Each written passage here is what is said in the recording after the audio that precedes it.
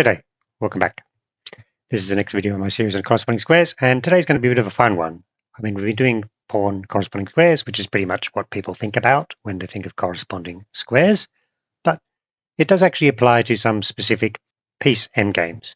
There's a few examples, if you look at blogs on chess.com and so on, with bishop versus a knight, and so on, a bishop versus bishop, and I'm going to pick on one of those because it's actually in my current favorite book, Endgame Preparation by Jon Speelman. You can see the position there, and it's a corresponding square situation with bishops in a blocked position. And it'll be a lot of fun looking at this position, so I hope you enjoy it. As we go through, we're going to do a couple of quick things here right now. So this is from, let me go to capture screen, 1 second. Just bring up the picture. This is the page on Jon Speelman's book, page 65. And you can see it's quite a blocked, same coloured bishop endgame. I believe I lost the the link. I believe it's based on a game which Averbach actually played that year or the year before, and he sort of tweaked it into this little sort of interesting corresponding squares with bishops. Now we're going to go through that position, but what I thought we'd first do is have a quick look at just a couple of things here. You can see I've got the Wikipedia page of Averbach up. I mean, Averbach is a very famous player. I mean, he was in the 53 candidates, came in the bottom half, but still sort of an amazing player to be in that. He is very famous for his series of endgame books, which I believe Speelman has taken this position from, a 5-volume endgame book covering different endgames. I've got one of them. I think it's the minor piece one, and the other ones obviously get referred to a lot. And actually, a lot of the content is in other people's blogs and other people's books, so you're often able to get access to it, which is good. And the other thing Averbach was very famous for while he was still alive, he died in 2022, but you can see there he was the first centenarian FIDE Grandmaster, and for quite some time, or for several years anyway, was the oldest Grandmaster alive. Obviously looked after himself. So that's, I'll add him to my little sort of relationship chart later on. Okay, let me close that.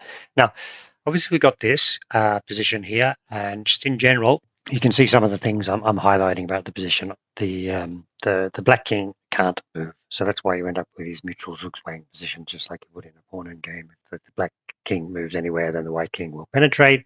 And then you can see I've highlighted with these attacking vectors, right? The attacking diagonals, the green ones, attacking and defending the d5 square, the purple or maybe lavender ones from the white and black side, attacking and defending the f5 square, and then the red ones and 2 diagonals there, attacking the h5 square.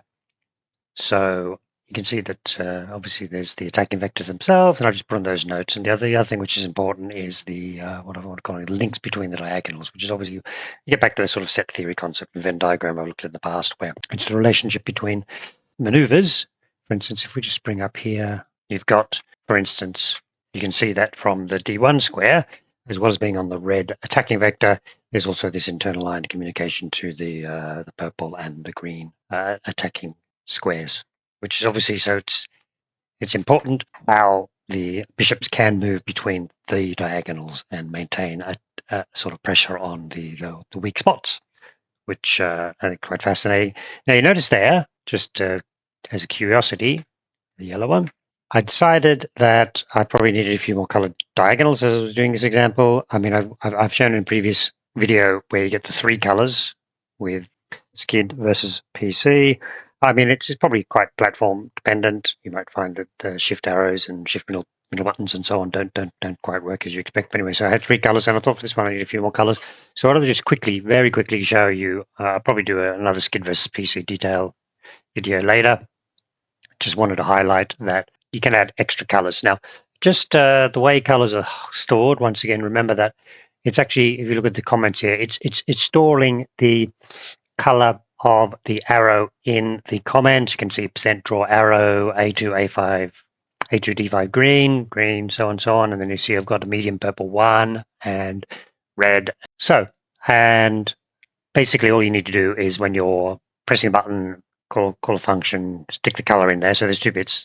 When you click the button, you store the arrow information in the PGN, and then you've got the other bit of the code which refreshes the screen, draws the screen based on what's in the PGN. Now, what I'm going to point out, another thing I'll probably include in a later video, is that that's very sort of Scid versus PC specific. I think Lichess, chess.com, chessbase, so on have this kind of a quasi sort of standard for this, and it'd probably be worthwhile having a sort of, maybe I should convert them into ones which those other bits of software could use. That would be very helpful. Anyway, so just to quickly look at what I've done here is all I did is ignore the variable name I've used, because actually I was corresponding squares. I've been doing the numbered squares and their boxes. I've actually done another version, which will be relevant when we're doing the bishop versus knight piece one later. I've done another one which is a circle rather than a box, but that's fine. So using the same thing. So chorus shape is just a toggle. You hit a key, it's minus key. I mean, basically just use a key which Scid versus PC doesn't use, and then press it once. You'll go to blue and yellow, and the sort of the generic one, which I haven't changed, and you press it a second time to go back to green and red. So basically it gives me 2 extra arrow colors to work with today. And then if you remember how it works, you just run, when you're in the relevant directory, just run make, and it sort of recompiles it.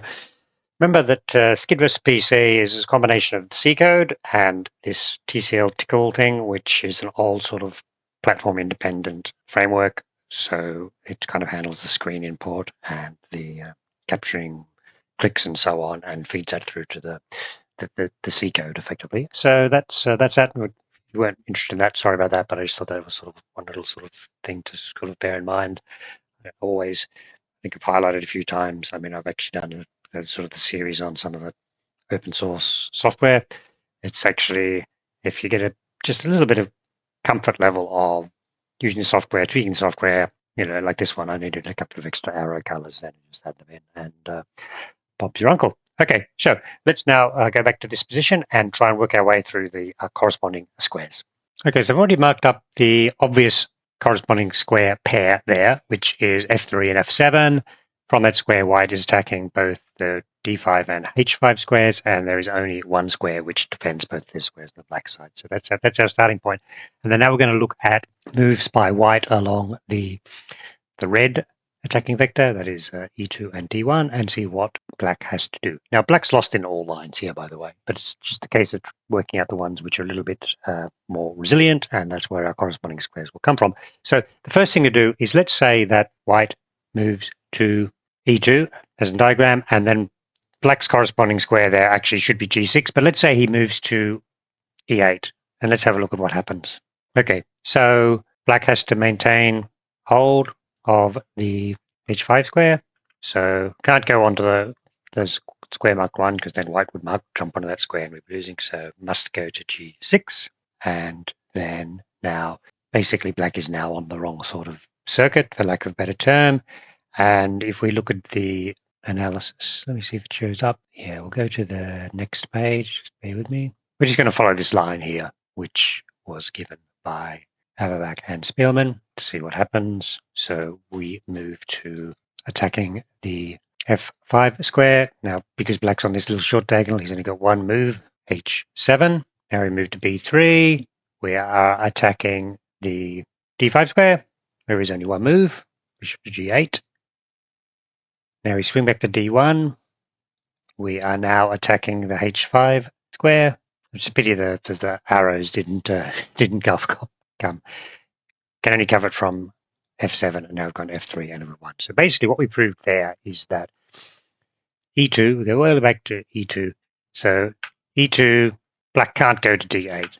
So he'll have to go to G6, and then the other square on this diagonal will then have to be square marked number 3. Okay, so that's marked out that diagonal. Of course, as I say, this square 2 will still be losing, but it was very easy to show that the corresponding square to D1 was not G6.